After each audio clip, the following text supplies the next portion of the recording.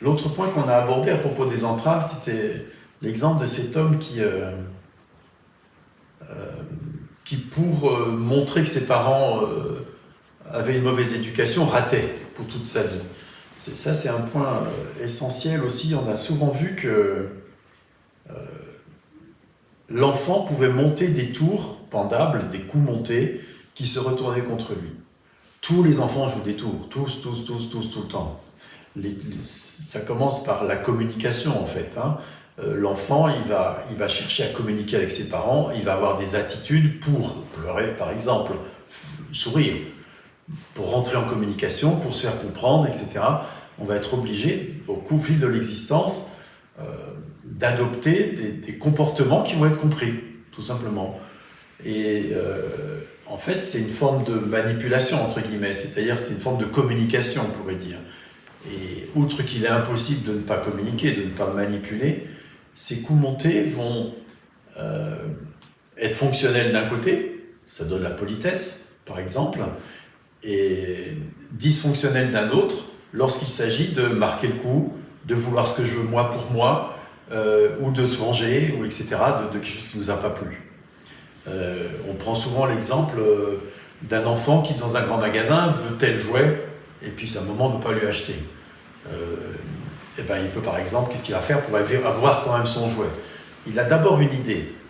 Et si je me roulais par terre? Alors bien sûr, tout ça, il n'y a pas de moi, et c'est pas personnel, ce sont juste des pensées qui apparaissent, etc. Mais je vais dire parce que c'est plus facile de lire comme ça. Et si je me roulais par terre, en hurlant dans le grand magasin? Et l'idée de jouer ça fait jubiler l'enfant. Il y a une jubilation. C'est une jubilation qu'on retrouve, par exemple, avec les enfants qui vont en bande faire un tour, du style appuyer sur tous les boutons de sonnette, ou jeter des bombes à eau sur les gens, sur les passants depuis le 3e étage, ou etc. Appuyer sur tous les boutons de l'ascenseur, des choses comme ça. Les enfants, ils adorent jouer des tours comme ça ensemble. Et si vous vous souvenez des tours que vous avez pu jouer, vous allez voir qu'en fait, ça jubile avant, ça rigole avant de jouer le tour. Et puis après, ça va jouer le tour et ça rigole, souvent un peu bêtement d'ailleurs. Et puis ça joue le tour et ça jouit encore, ça jubile encore. Et puis après, tant qu'on n'est pas pris, on en rigole encore. Et souvent, quand on raconte ce tour, 20 ans après, on en rigole encore. C'était un bon moment. Voilà.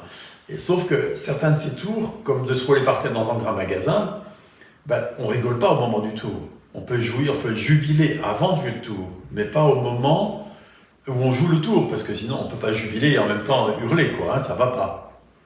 Et puis, alors, si maman, honteuse de son petit qui se roule par terre, ou mal de cela, très gênée, prend vite le jouet, et puis elle vient, il prend son gosse par la main, et puis allez, viens, je te prends ton jouet, le gamin, il a gagné.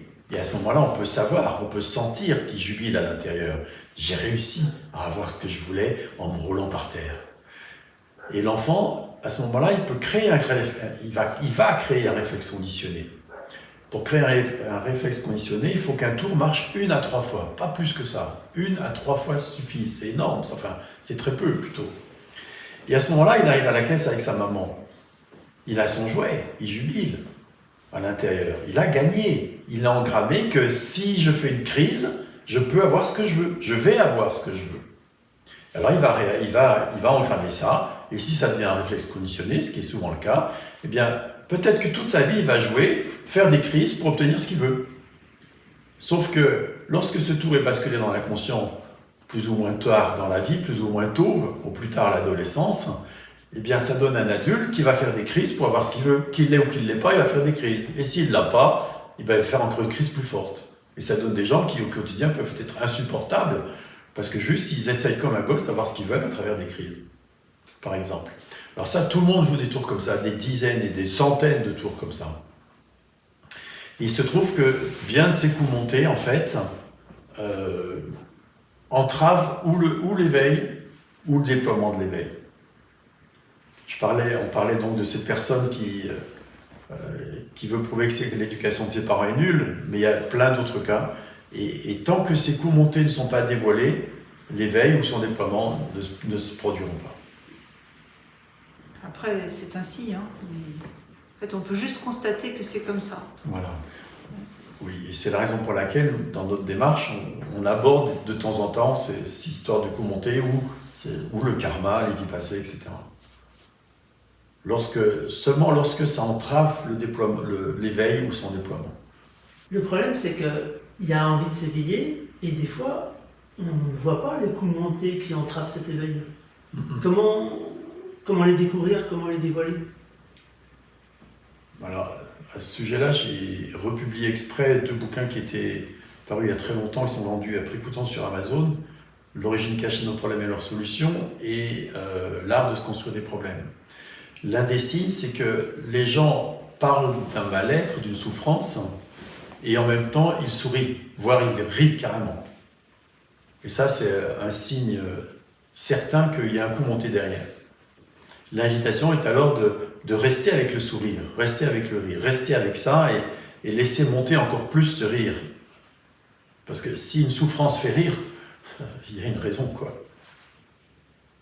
En fait, c'est pas la souffrance qui fait rire, mais derrière la souffrance, il y a un coup monté. Oui. Et la souffrance, c'est le prix à payer du coup monté, quoi.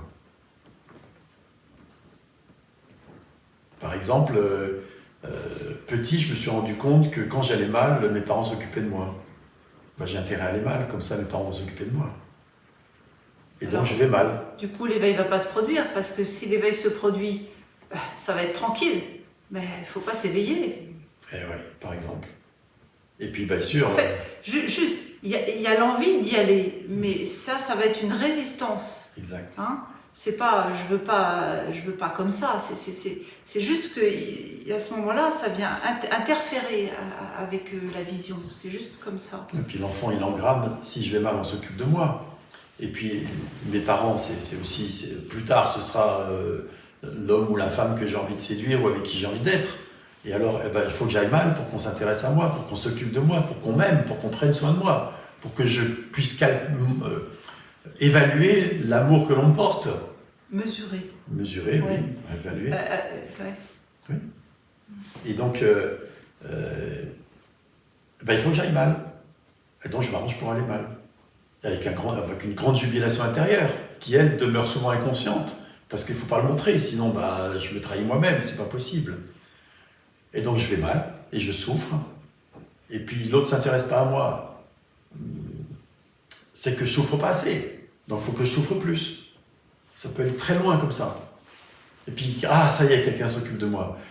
Ah oui, mais si je vais bien, il va arrêter. Donc, il faut que je continue à aller mal. Il y a des choses comme ça qui se produisent, qui sont terribles pour la personne et pour l'entourage. Et tant qu'il y a quelque chose d'engrammé comme ça, tant qu'il y a un coup monté de ce style, ça ne s'arrêtera pas. L'éveil ne pourra pas se produire. Par exemple, parmi d'autres.